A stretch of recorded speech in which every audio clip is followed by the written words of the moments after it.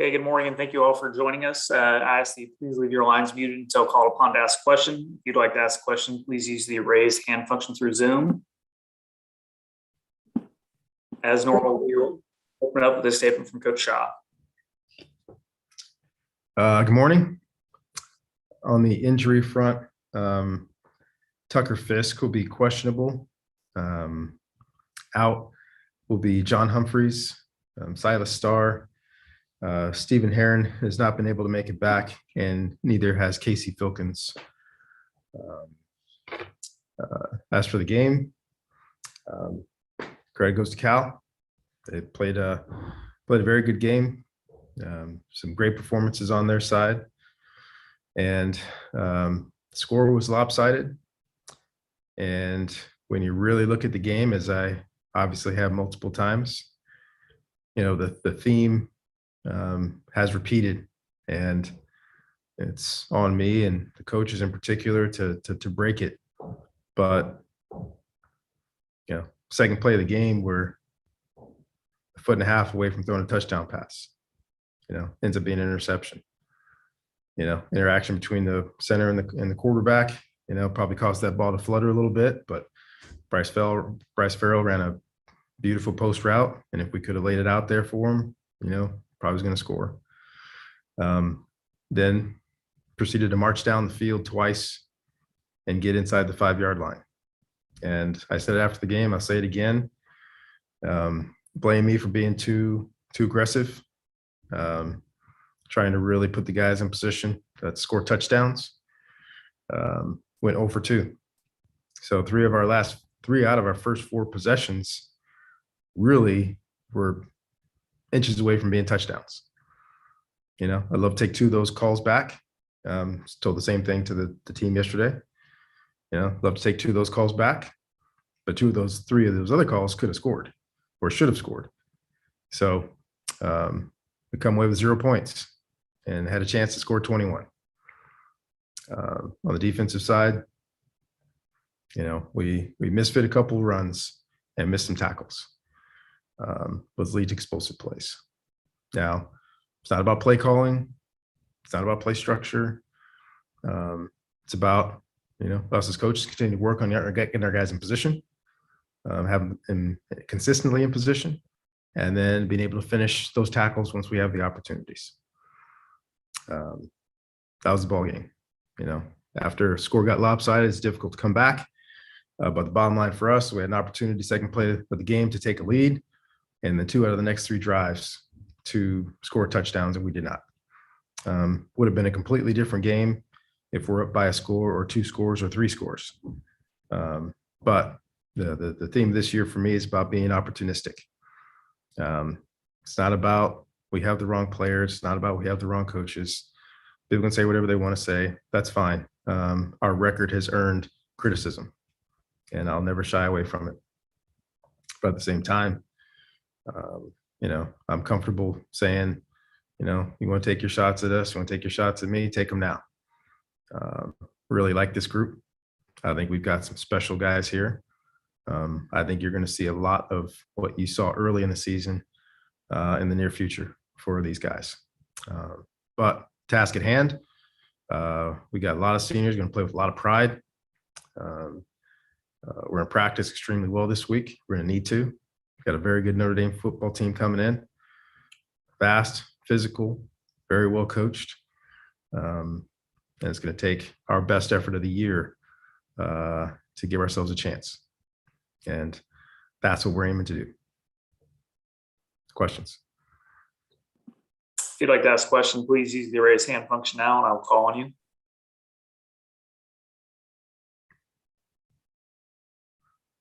We'll start off with Troy Clarity. Yeah, Coach, obviously a difficult season in the whole, especially the last 6 weeks or so. But overall, as you look at it, who are some of the individual guys who have actually grown and stepped forward the most throughout the course of the season?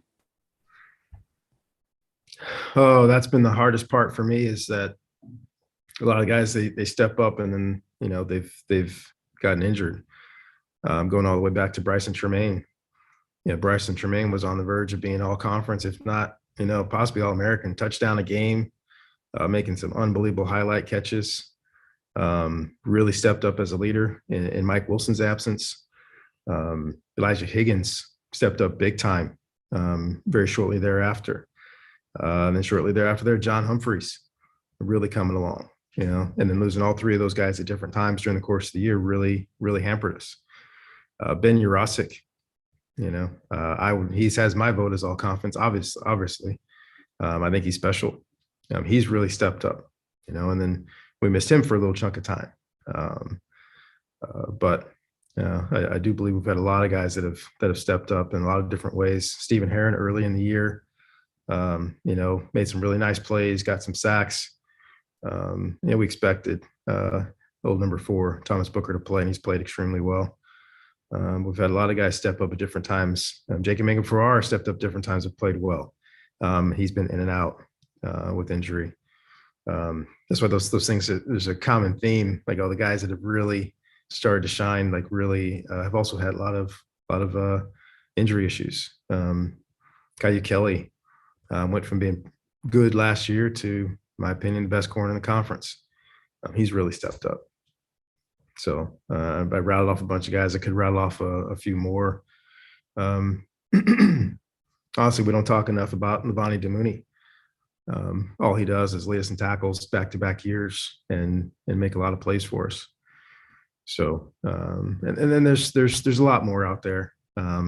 It's just been as guys step up and get hurt, other guys step back up, and we've just been kind of bumping those two things back and forth. So and I've asked this question. I don't mind preemptively answering this question also. With all of our injuries, the majority of our injuries are broken bones. That's the majority of the things that happen to our guys that have been difficult to prepare for. Broken bones, high ankle sprains, other things that it's hard to fortify the body any more than we do. So those have been some, no pun intended, it's bad breaks.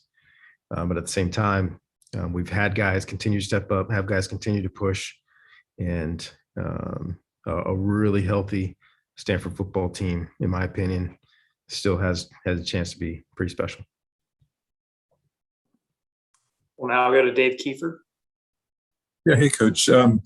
Just the idea of, I know a couple disheartening losses. How do you guys, pull yourself up? Obviously, it's Notre Dame. It's your last game of the season. Is there any, anything you have to do as a coach or even among team captains to really rally the guys, or is that even necessary? No, not this week. The two things you said are at the top of the list. Got a lot of seniors playing their last game as Stanford football players.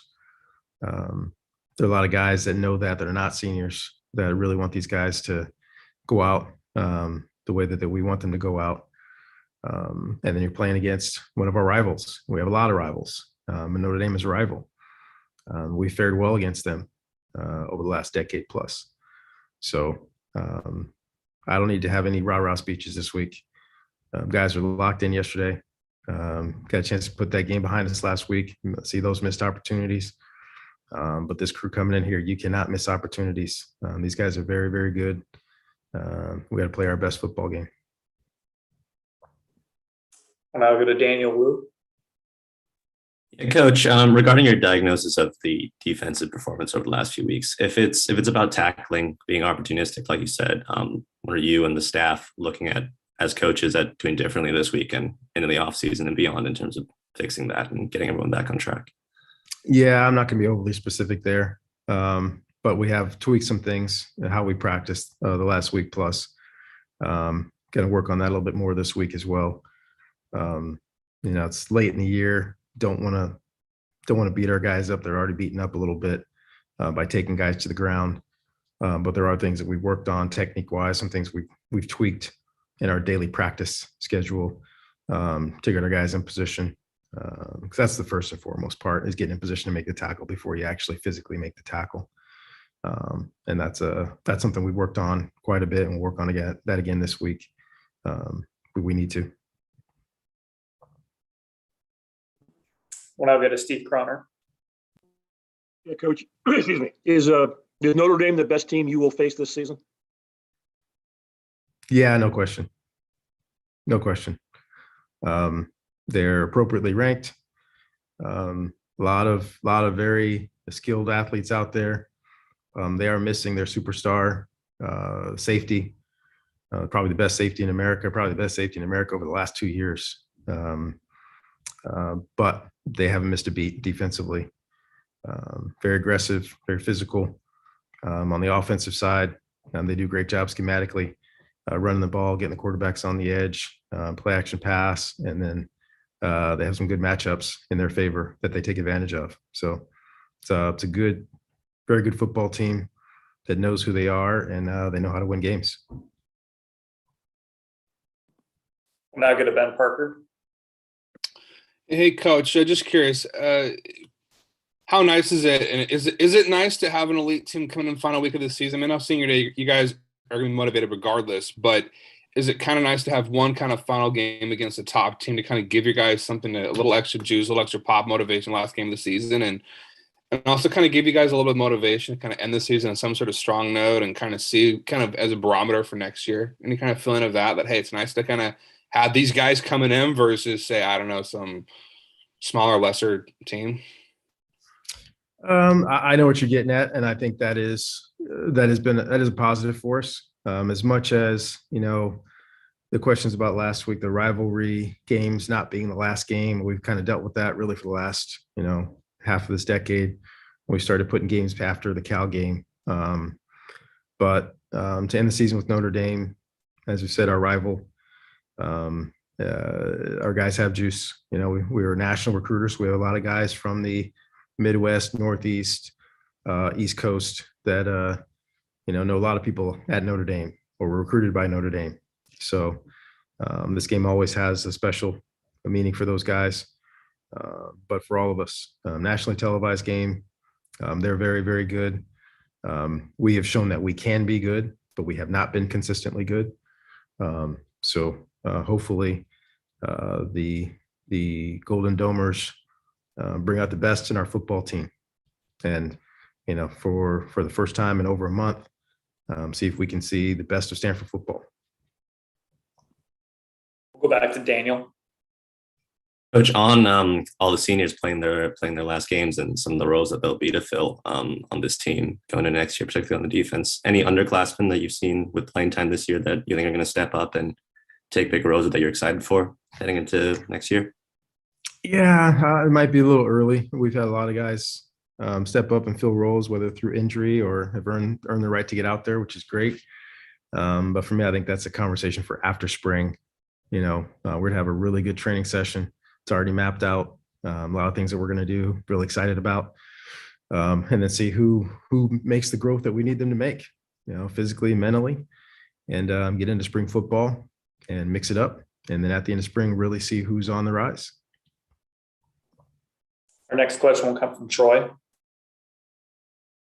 Two things, if I can. One, and kind of along those lines of looking ahead just a little bit, I'm assuming that we're not going to have any organized availability after Saturday, so I'll ask it now. What's the initial look at the to-do list for the coaching staff, for the program, to already get ready for 2022? The to-do list is as long as you think it is. But the mode is really twofold. One is never lowering our expectations. We will not. I will not be a part of that, and I will not be a part of this program. We expect to compete for Pac-12 championships as we have. But number two, really, you know, doing a deep dive with a lot of different things, both in process and structure. As I said early on, I look around, I look at our football team, and we got some guys. Got a lot of guys that are banged up, a lot of guys maybe not playing 100%, a lot of guys not playing 100%. You have 4 guys at any given time on the field that are playing in some modified casts. So I like who we have. We've tweaked our structure on the defensive side. We'll have, you know, a lot of deep dive conversations, me and Coach Anderson, throughout the off season, because we have a history here not just of winning championships, but we have a history of playing great defense. And, we've got to tweak that structure. For a decade, we're tops in the nation, not second, but tops in the nation in sacks, high up in TFLs, high up in turnovers. And now getting that swagger back. And we believe we've got guys on this football team that can help us do that. The mode is to really look at everything that we're doing, utilizing the skills and abilities of our players, but also getting back to being very, very physical and aggressive on both sides of the ball. We've run the ball efficiently at times, but not as consistently as we're capable of. Part of it is really finding that rhythm with our guys, and we've had some lineup changes and some different things. I think Coach Efron has brought some great things to us, and I'm going to be excited to see year two with those things that we're doing. So it's pretty long, but the mode really is for us to I hate the word identity, because we're going to be whatever we need to be, whatever our guys do best. But that's really what the offseason is going to be about. Me looking at a lot of things that I've done, what works now, what didn't work, what needs to work, and getting back to the business of, being one of the winningest programs in the country. A second thing, when you and I talked in January and I asked you about Notre Dame in the series, which as of right now isn't on the schedule past the 2024 meeting, you said you felt pretty confident then. That's going to continue beyond 2024. Still feeling the same way? Anything happened between now and then that maybe might kind of have changed things a little bit? Yeah, nothing on my end. I know a lot of things are working right now with all the conference stuff going on. And, thus far, Notre Dame has resisted joining a conference. If they do at some point in time, that may change the arrangement that we have with them. That may change the arrangement that USC has with them. It may not change the relationship. But I think most parties agree that this is a positive thing for Notre Dame. It's a positive thing for Stanford. It's a positive thing for USC. And hopefully that continues. Well, now we go to Jackson Moore. Coach, you'll be honoring 27 seniors in this game. It would appear when you look at the COVID waiver and red shirts that only a small number of those could technically not play college football again another year. What's the process of how many of those guys or who may be returning for another season? Yeah, that's in flux. There's some guys that have to make some NFL decisions. There's some guys that may make some grad transfer decisions. You never know. There may be some portal decisions by underclassmen. All that stuff's up in the air. So every college program in America really is dealing with this. And a lot of us still try to push back on the NCAA and have another year of a reprieve from the 85 cap, hard cap on the scholarships. But understandably, the NCAA has not backed off of that, where we only have 1 year to be above 85. But the hard part is you've got everybody in your team last year was given an extra year of eligibility. So you've got a lot more guys that can come back than in years past. So for years, we've been significantly under 85 scholarships, even through all the Rose Bowl years. Most of them, I'd probably say we averaged 80 guys on scholarship. Some years 79, some years 78, some years 82. So I think every program in America right now is dealing with that 85 number, because you have more guys that can come back. So this will probably be one of the strangest off seasons in college football history, as far as what the portal is, what grad transfers are, but the number of people that have football to play, and where will they play it? Will they play it at their same school? Will they play it at another school? On top of what I've heard from a lot of people, that this is also a big NFL year, where there are a lot of people going to the NFL because they were able to have one more year after last year. So seniors came back, 6-year seniors, 5th-year seniors, 4th-year seniors, and then true juniors this year.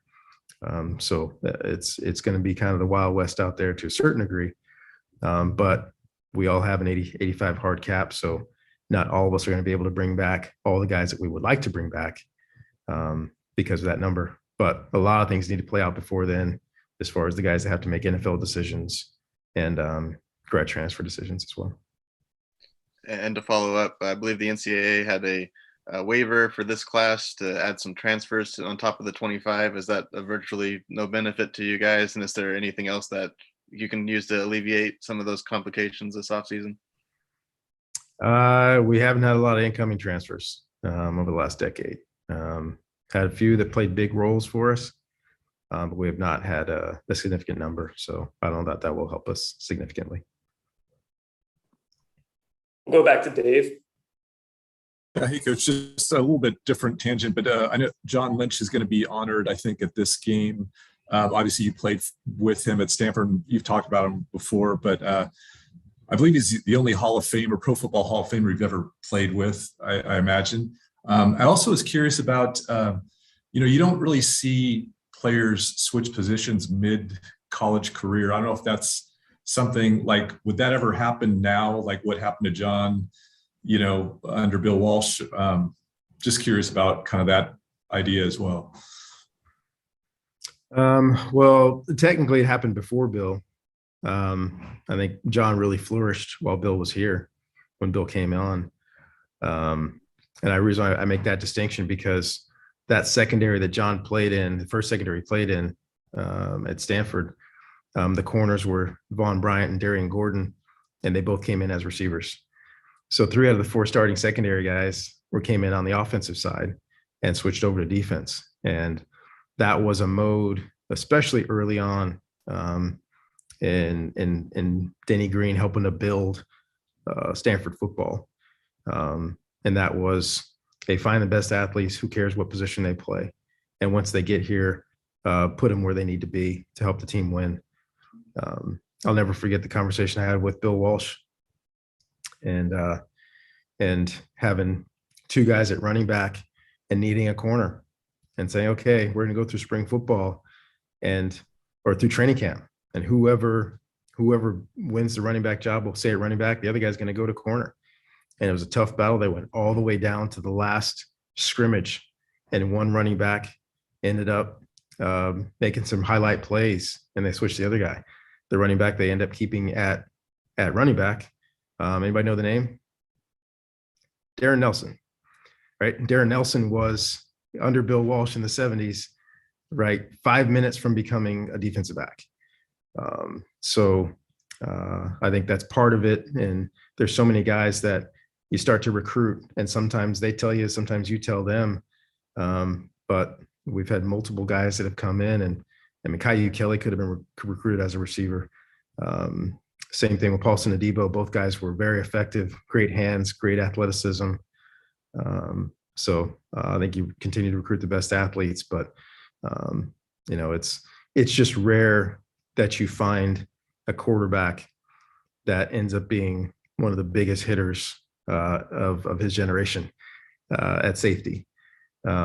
So John, even amongst a lot of those that can switch positions, John Lynch is rare, he's special. Those big hits that he made in games, made a lot of those in practice too. So there was a lot of tiptoeing going around in our practice field when John Lynch was roaming the secondary. We'll go to Ben. Yeah, hey Coach, could you just kind of share your thoughts on Tanner McKee's growth over the season, and what you've seen from him over the course of the year, and kind of how excited you are to see what he does next year? Yeah, the growth from spring to training camp, I think, was significant. From training camp to the first game, I thought was solid as well. The drop your shoulders moment, right, is that last drive against Kansas State, to where just in that drive, you can see I always call it a shoulder shot, where like you're kind of tense, you're like, you know what, I think I can do this. And we saw that physically happen in that game, that last drive. He's like, I got this. And then going into the USC game, playing an extremely good game, playing really, really well. But as typical, into every life, a little rain must fall. Difficult game at Arizona State. So, and then kind of bumpy with him and bumpy around him since then. But what you see though is you see a guy that's got everything. He's got everything, and I think this year for him and for our team, sometimes you have to go through some tough things before you get to the mountaintop. I firmly believe, just like the first time I saw him throw the ball, it's not going to be too long before he's the best, if not one of the best in America. He's got the leadership, he's got the personality, he's got the skill set, he's got the work ethic. I think he's going to have a tremendous offseason, and he's got a chance to be really, really special. We have time for 2 more. Any final questions for Coach Shaw? Okay, thank you very much, Coach. Thank you all. We'll be joined momentarily by either Walter Rouse or Dalen Wade-Perry.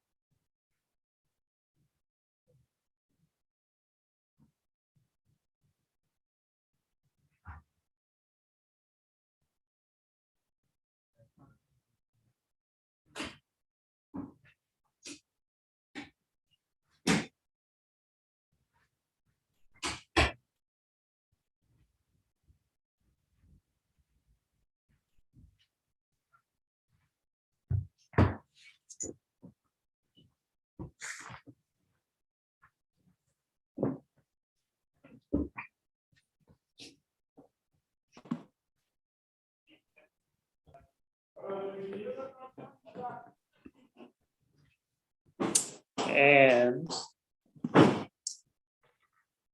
we are now joined by junior offensive lineman Walter Rouse. As a reminder, we will always roll straight into questions. If you have a question for Walter, please raise your hand now. We will start off with Dave Kiefer.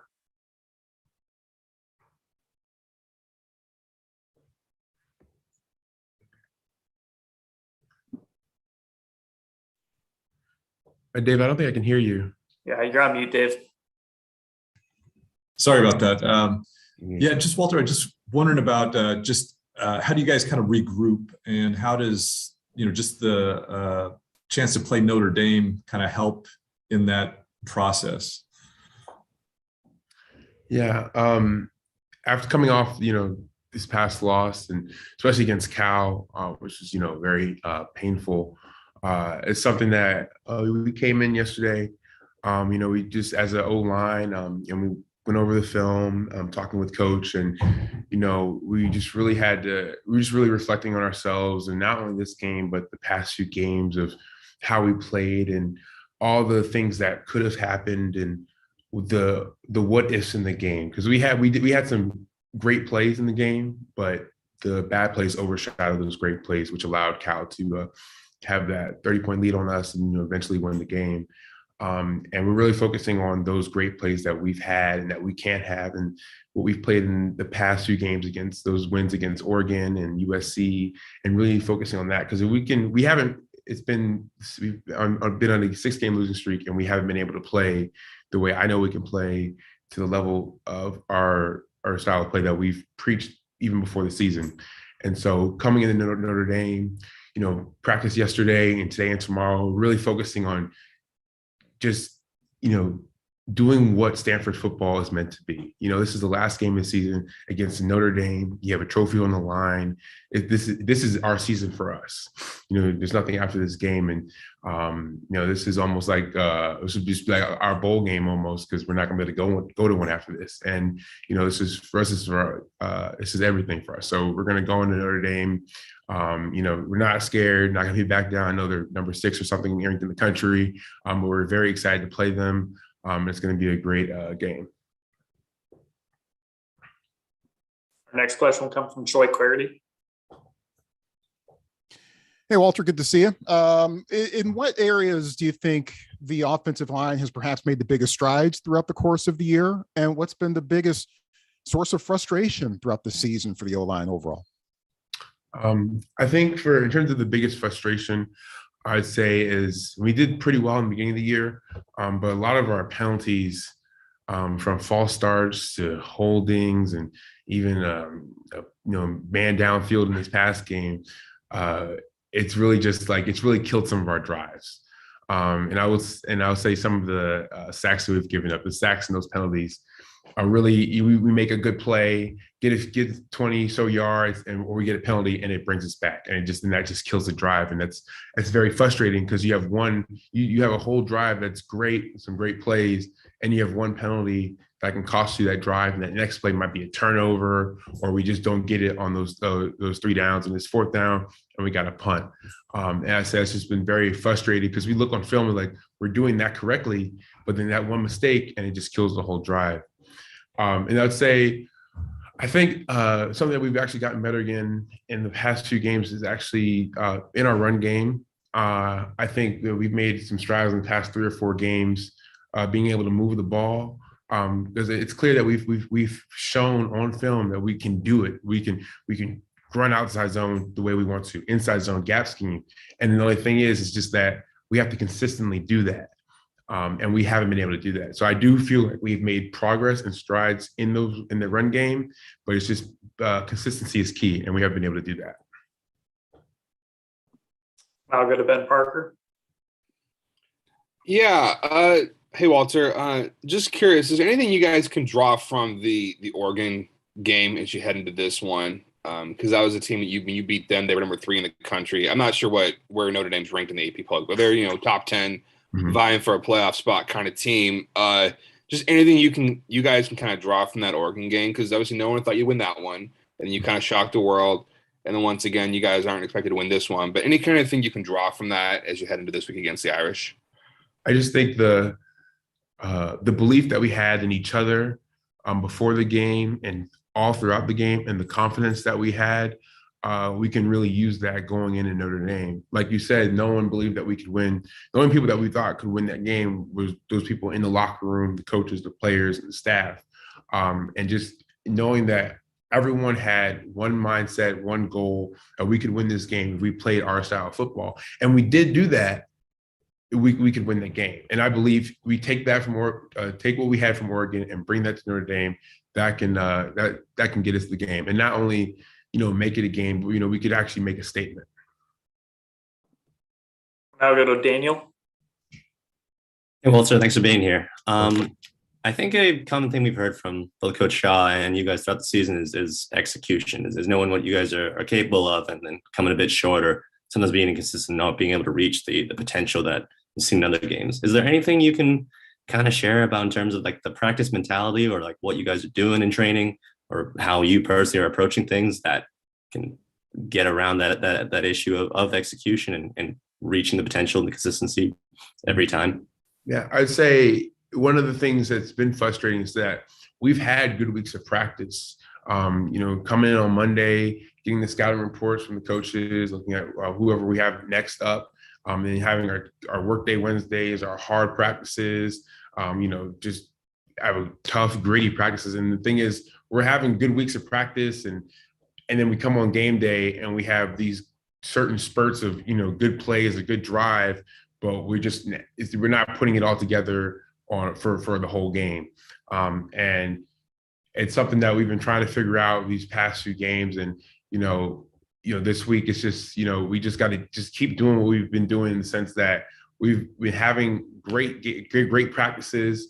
We've been getting after each other. And it's something on game day we have to figure out, and just come in with the mindset that we are where we are now. We can't change that. So we're going to come into this game, and it's just no not holding anything back. Just play. Just got to play, and that's all we can do right now. We'll go back to Dave, and if you have any final questions for Walter, please raise your hand now. Walter, I was just curious about your biomechanical engineering major. What do you see yourself doing? I know you've had a lot of training in kind of the medical field already. Kind of what's your thoughts about down the road for you, and what's your interest in that area? Yeah, so I didn't come into Stanford initially. I didn't even think I was going to be doing anything engineering wise. I was kind of a hum bio, but then I took a class about engineering and I fell in love, and I found biomechanical engineering, and I want to be a doctor one day. And so I'm going to use that degree so I can help me become a surgeon, which is what I've always wanted to be since I was fifth grade. I knew Stanford was the place for me. And one of the things that's actually been interested me in particular is the 3D printing of organs, and being able to help people who need certain organs that may not be able to have a transplant, organ transplant, but we can 3D print those organs for them. And the class I'm in right now is teaching me all about 3D printing and whatnot, which is just like just the starting point for where I want to go. And so it's been very exciting right now, and I'm just getting into those classes where I can actually use what I've been learning and really be hands-on in the lab, in the workshop. So it's a great journey so far, and I can't wait to see what's coming. We'll wrap up with Daniel. Sorry to bring it back to football, Waltz. That sounded way more interesting. But just on back on the assessment of the awesome offensive lineman play this season, could you tell me like how you feel like you've developed over this season, and also anything you've seen out of your teammates, anyone who's really stepped up and you think is going to continue to grow and really get better into next year? I think I definitely have improved from the beginning of the season till now, especially in inside zone and gap scheme, and really being tight hands, hat under hat. But I haven't, because I'm my biggest critic. Haven't improved the way I've wanted to, and I know there's so much more I can do. Heading into this off season and then going into my senior year, I can't believe it's happening already next year. I think there's a lot more that I can do, a lot more I can show on the field, and I can't wait to show that on the field next year. And as for a player who I think is really, I think Drake Nugent has done a great job, coming behind Drew Dahlman, who's one of the great players who's played for Stanford, and just he was a leader, captain, one of the anchors for the O-line. I think Drake has come in and has done an amazing job, against from Kansas State till this past game at Cal. He hasn't really shown any fear, or he hasn't been phased. He might make a mistake or so, but he doesn't let that get to him. And he's picking us up on the bench in practice. And really, he's coming into his own. So I'd say it was Drake Nugent. Okay, thank you very much, Walter. Thank you. We'll be wrapping up in just a minute with Dalen Wade-Perry.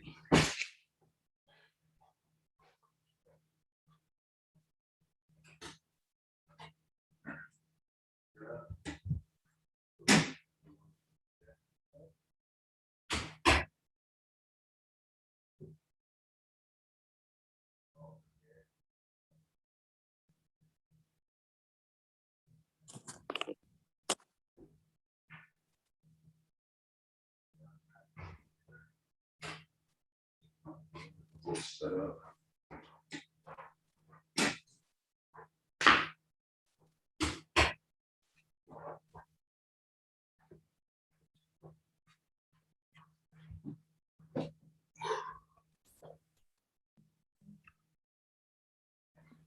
What's good, y'all?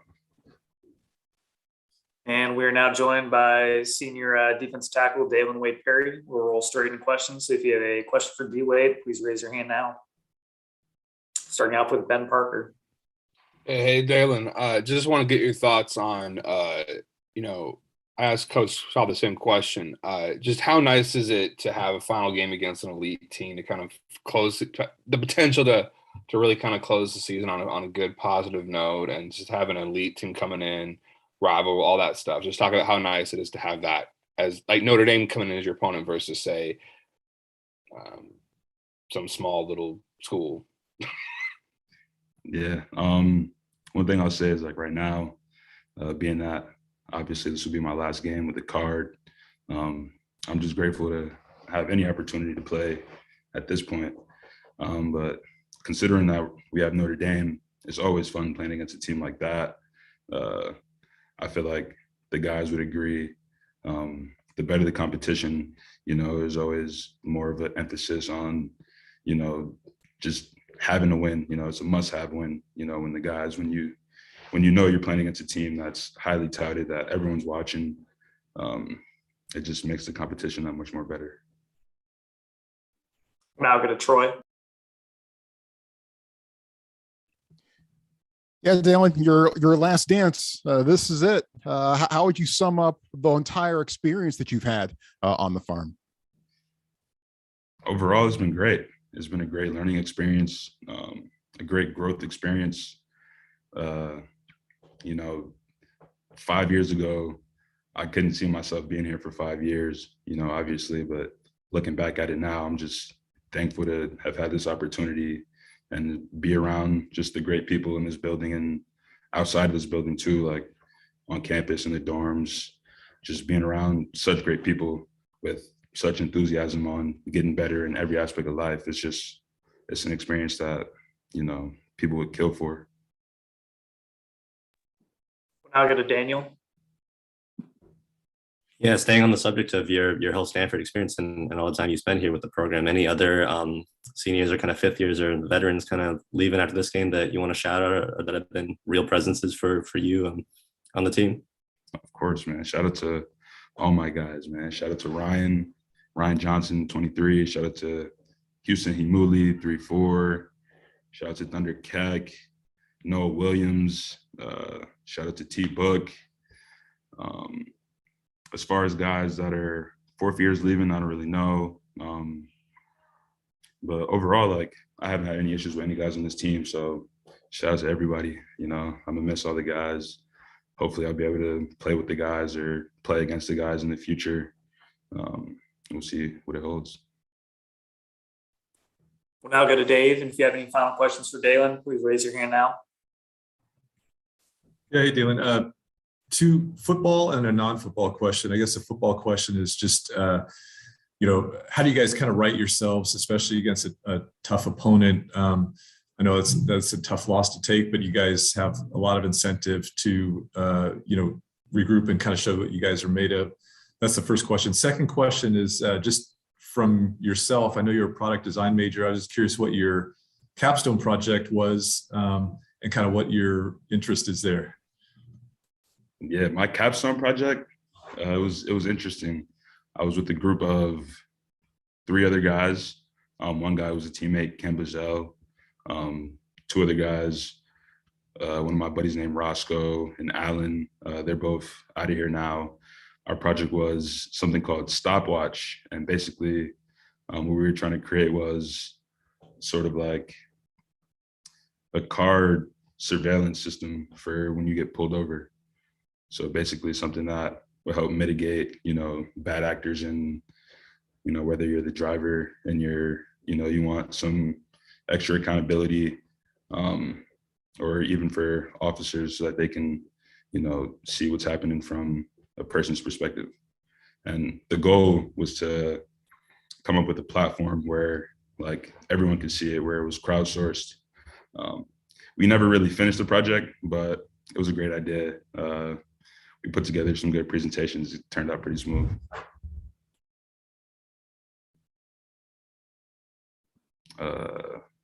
Dave, did you have a follow-up?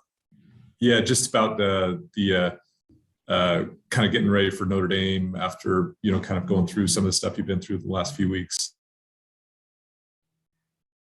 We've been going through these last couple of weeks. Hasn't been great, but nothing's going to change in terms of our preparation. We're still attacking this week like any other week. And, we're going to hope for the same results that we hope for every week, a W. We'll now go to Daniel. And I want to ask about the younger players in the D lineman room and anyone you've seen you think is going to take a step up or take the next step next year. Yep. Definitely keep an eye on Tobin Phillips. He's going to be the leader in that room next year. Obviously, because me, Ryan, Book, we're all going to be out of here, and it'll be his room. He's next man up. Besides that, we got a ton of talented freshmen: Aaron Armitage, Zach Bucky, to name a couple. I hope I don't leave anybody out. I mean, obviously I did, but can't think of their names right now. But overall, a lot of talent in the room. They work extremely hard. Coach Zyron is going to keep them on their toes, and it's going to be exciting to watch them play in the future for sure. Now go to Troy. Yeah, Dalen, rush defense has obviously been a major subplot as the season has gone along. Went to the four-man front starting against Oregon State. Things seemed to kind of stabilize a little bit against the Beavers, and then unfortunately the Bears found big plays. How would you sum up the rush defense this year, and how things can improve in this final shot against the Irish? Yeah. Overall, obviously things haven't gone, as planned. But we're still trying to figure it out. We're still trying to figure out, what exactly we can do to, mitigate, some of the yardage that we've been giving up. Figure out how we can help our guys in the secondary, not have as much time to cover those guys. Overall, granted, we came out early with some big wins, and then came out late with some bad losses, so it really hasn't been like a huge tell whether our rush has been great or not great. We see from the tape, in the certain games, like where we were good, where we were bad. But like I said earlier, we're just gonna keep doing what we do. The playbook that we have is the playbook that we have, so we're just gonna try to throw our best stuff out there against Notre Dame. This one last shot. And we will end with Ben Parker. Yeah, hey Dalen, I'm just curious, given your experience 5 years on the farm, and you have experience navigating the challenges that come with being a student athlete at Stanford and having to juggle challenging course load with the demands of athletics. Just curious what advice you would give incoming freshmen that are coming to the farm next year to help them kind of navigate. If there anything you would tell incoming freshmen, just how to navigate that kind of challenging but unique experience. Totally.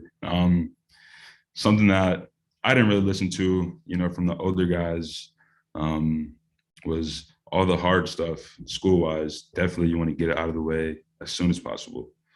So like if there's maths that you think are going to be challenging, sciences, writing classes, anything, all the challenging coursework that you want to do, try to get out of the way as soon as possible. That redshirt year is a great time to get it done. I know a lot of guys come in with the mindset of redshirting and, having that year to, sit back and relax and have a good time. But it'll definitely pay off in the future if you can lock in early on and get that stuff out of the way. All right. Thank you very much, Dalen. I appreciate you guys.